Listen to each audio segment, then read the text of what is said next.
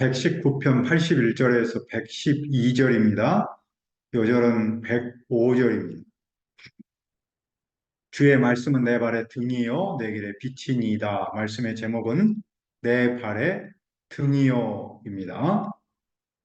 최근 중국 젊은이들 사이에서 역겨운 복장으로 출근하는 문화가 유행이라는군요. 역겨운 복장을 영어로는 그로스 아우스피츠 그렇게 표현을 했네요.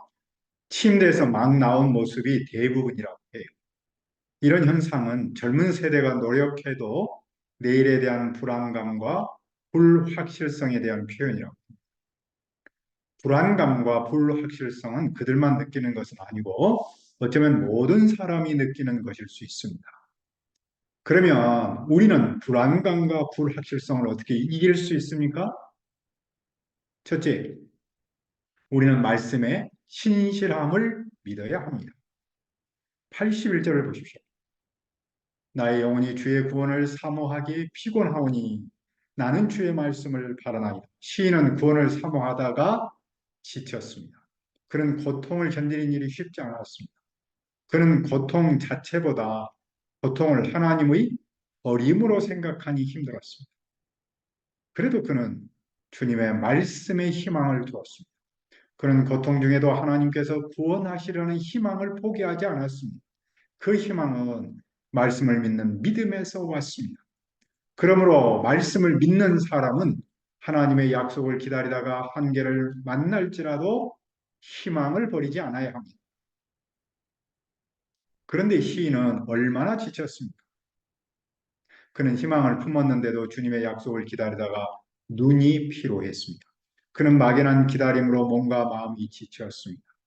그는 연기 속에 가죽 부대처럼 되었습니다. 이 모습은 볼품없음, 쓸모없음을 뜻합니다. 이런 상황에서는 말씀을 떠나기 쉽습니다. 하지만 그는 율례를 잊지 않았습니다. 그는 최악의 상황에서도 말씀에 희망을 두었고 말씀을 잊지 않았습니다.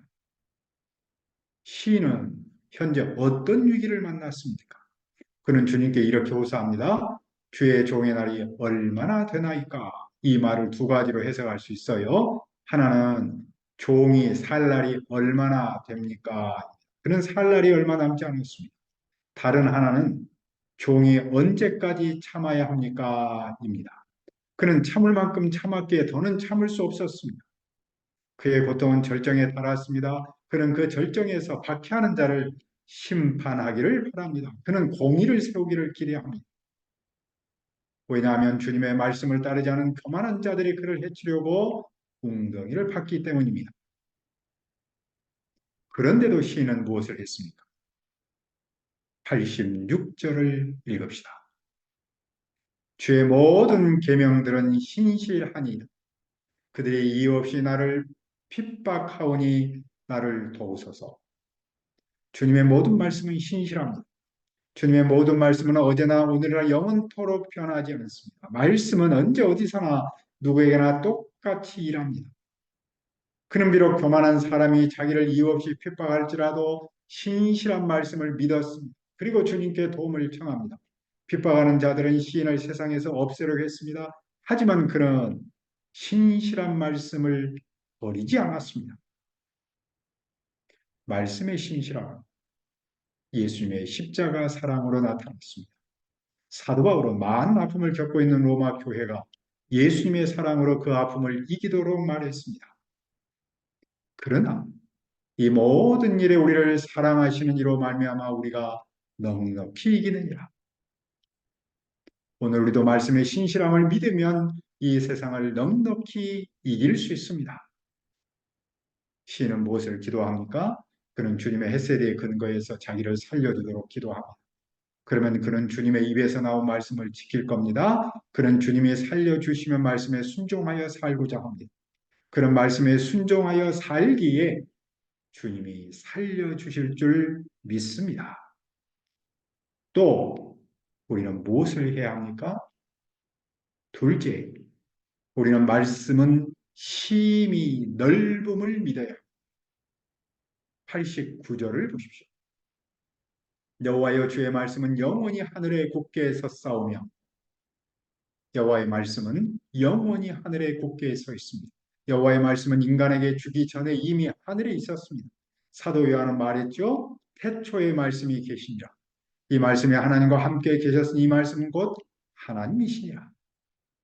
왜 하늘과 땅은 오늘까지 있습니까? 주님의 성실하심이 대대에 이르기 때문입니다. 그분은 말씀으로 일하시는데 그분의 말씀은 신실합니다. 주님께서 말씀으로 땅을 세웠습니다. 태초에 하나님의 말씀으로 천지를 창조하셨습니다. 그때부터 땅은 항상 굳게 서 있습니다. 인간을 포함하여 모든 피조물은 일시이지만 주님의 말씀은 영원합니다. 하늘과 땅은 주님의 말씀대로 오늘까지 있습니다.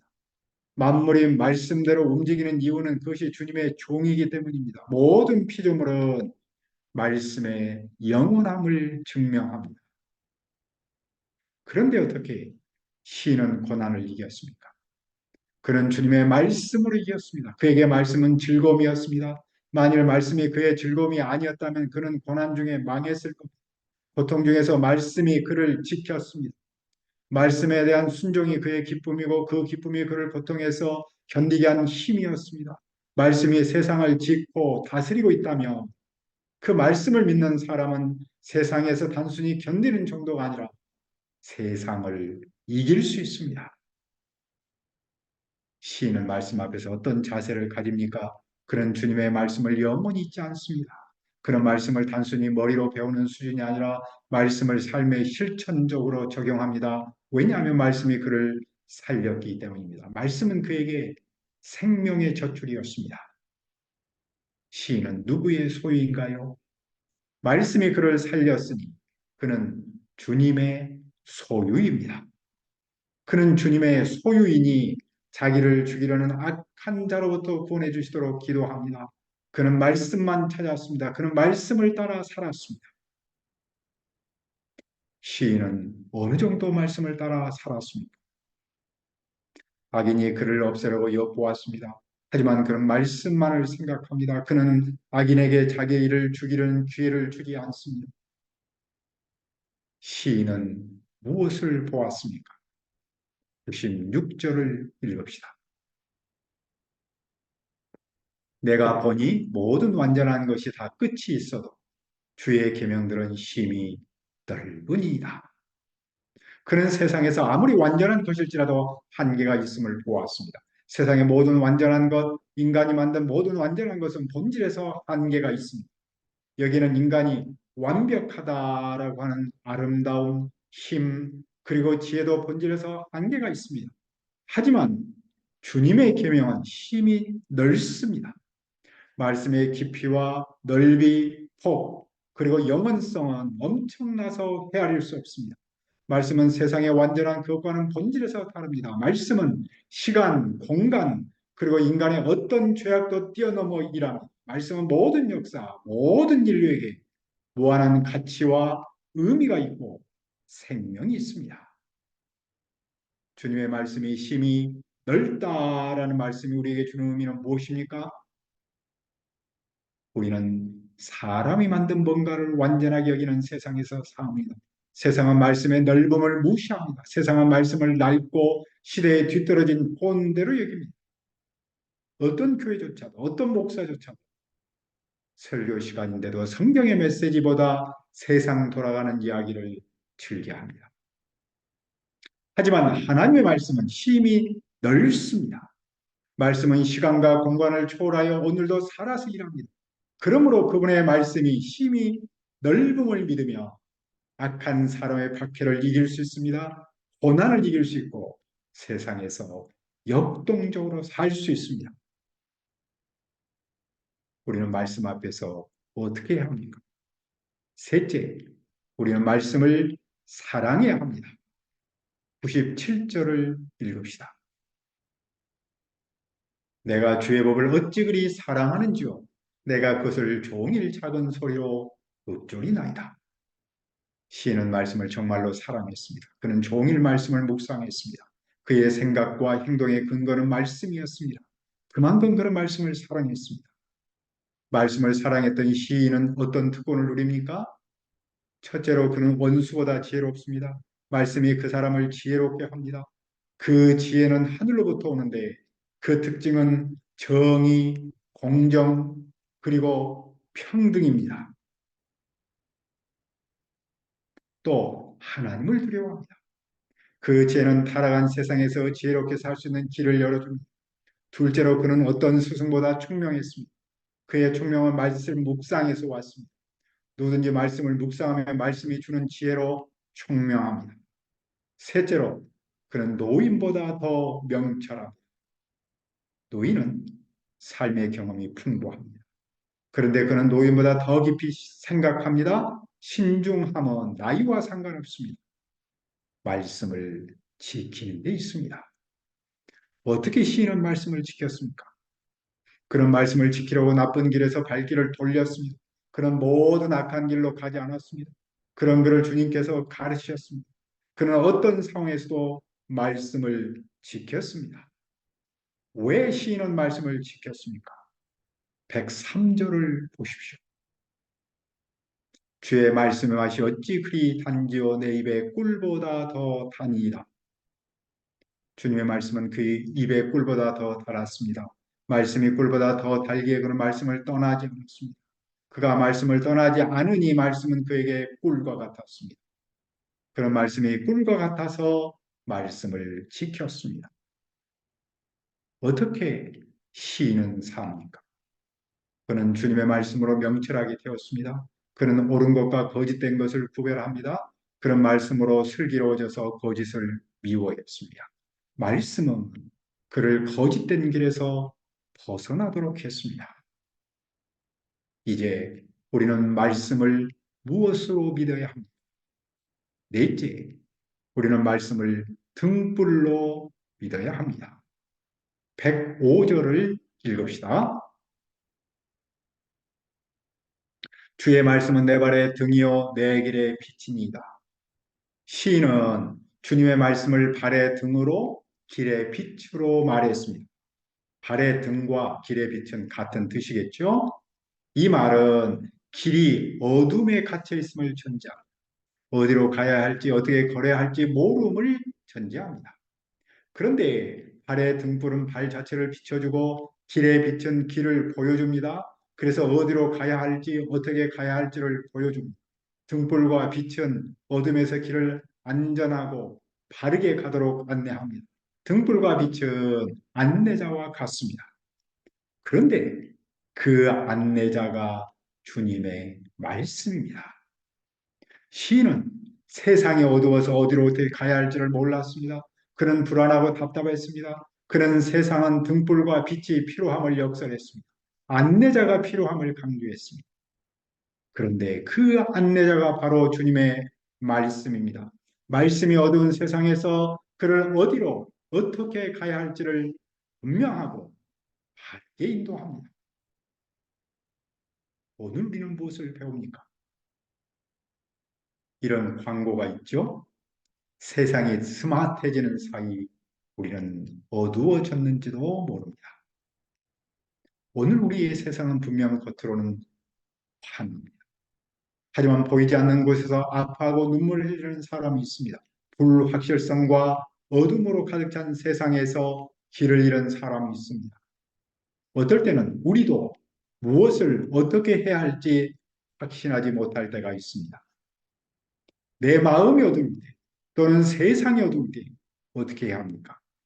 내가 어디로 가야 할지 어떻게 가야 할지 모를 때 어떻게 해야 합니까?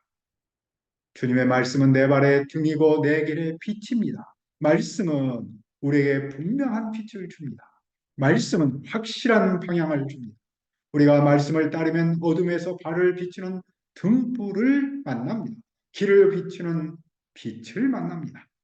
이 빛은 우리가 어디에 있는지 보여줄 뿐만 아니라 우리가 가야 할 곳도 알려줍니다.